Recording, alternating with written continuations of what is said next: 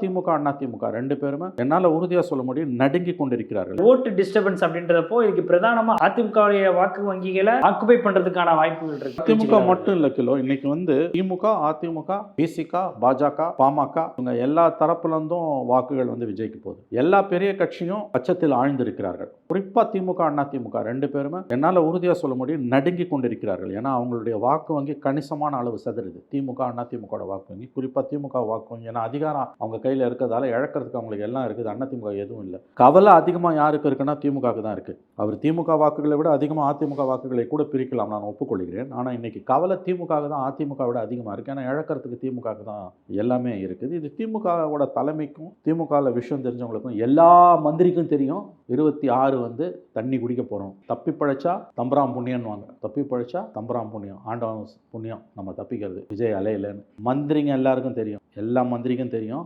26 தண்ணி குடிக்க போகிறோம். தோத்தாலும் ஆச்சரியம் இல்லை. அந்த லெவலுக்கு எல்லா மந்திரிக்கும் விஷயம் தெரியுது.